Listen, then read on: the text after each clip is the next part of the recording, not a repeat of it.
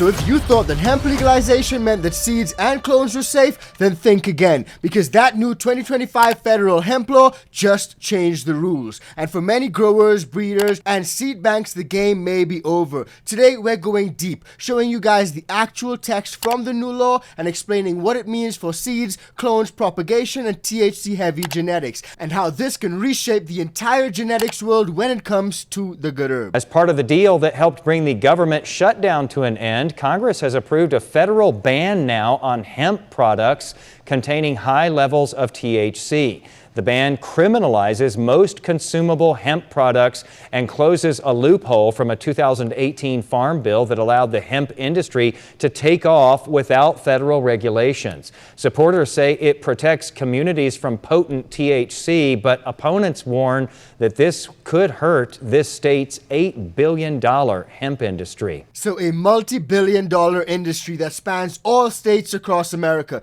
It's going to be decimated pretty much overnight. But what exactly does this hemp ban do? What exactly is the change in the law? Let's break it down. Now, the new definition of hemp was snuck into the 2025 federal spending appropriations package. Hemp has been redefined. The updated statutory standard now requires something completely different. Now, under the new law, hemp is defined as the cannabis plant and any part of the plant, including the seeds thereof, all derivatives, extracts, cannabinoids, isomers, acids, salts, and salts of isomers, whether growing or not, only if it contains no more than 0.3% total THC on a dry weight basis. That's an important distinction there, guys, because that includes THCA as well as any other THC class cannabinoids. But here's the kicker, and this is what a lot of folks are concerned about. This is where it comes to the seeds. This new law also states that viable seeds produced from a cannabis plant that exceed the 0.3 total percent THC threshold are excluded from the hemp definition. And you guys can already see how this is causing confusion in the community. Some folks are saying seeds are excluded, seeds are not included in this new hemp ban.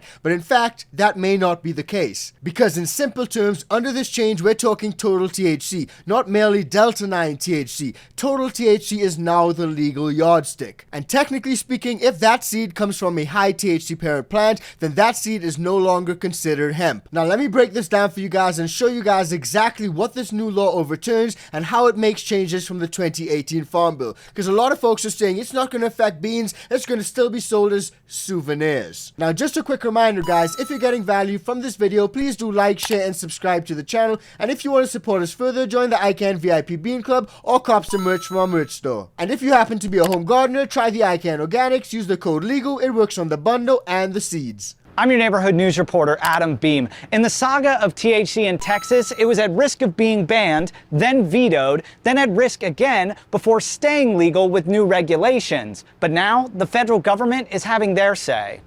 After 43 days, a funding bill signed by President Trump ended the longest government shutdown in U.S. history. But that bill may also be the end of a multi-billion-dollar industry. We are in the middle of the biggest hemp ban that we've ever faced. A late provision in the funding bill would see a nationwide ban of hemp-derived products, including THC products such as these, a move that could devastate businesses like Jake Gary's. Congress they're not farmers, and they don't understand a lot of the language. That means that 90% of our industry we will lose. The provision is said to target intoxicating THC products with emphasis on the dosage. Which means that this gummy right here has 0.3% of THC derived from hemp. The way that the new federal hemp bill is working, all 0.4 milligrams total, not by serving. But on top of banning products like these, Gary says there's a far greater risk to those who depend on the products. This provides a lot of relief for people that don't have insurance. If you completely ban the hemp industry in states that you do not have a very developed medical or recreational market,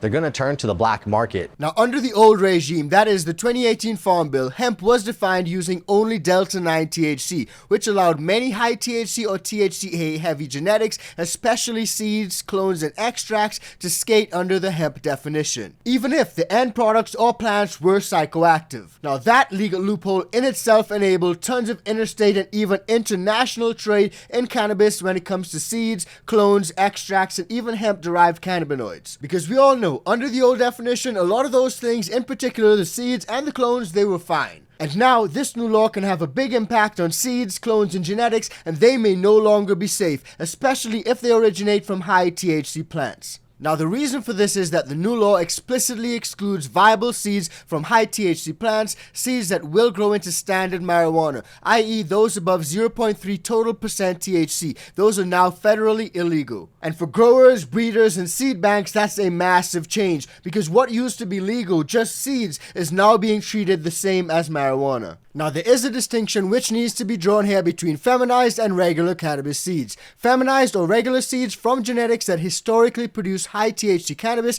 i.e. over 0.3% total THC, will be illegal under federal law. They are now considered marijuana genetics. They cannot be shipped interstate or sold federally. But on the other hand, seeds from genetics that reliably produce low THC plants that are less than 0.3% total THC, i.e. true hemp genetics, they may potentially still be legal as long as the resulting plants meet the total THC threshold. Those seeds presumably remained under the hemp definition. But on the flip side, where you have seeds with an unknown or ambiguous genetic background, in other words, you may or may not know whether they'll exceed that THC threshold, those may be risky and ambiguous, because under the new law, regulators or law enforcement could treat them as controlled marijuana seeds because of the possibility that they may produce high THC plants. So all that to say, even if a seed looks inert right now, meaning that there's no THC in a dormant seed, what matters is whether it's grown and whether that plant surpasses the total THC limit. And under the 2025 changes, that decides legality. So it logically follows then that if breeders and seed banks have an entire inventory of high THC genetics, it can be at risk of being classified as contraband under federal law. And this can signal big problems for some of these folks.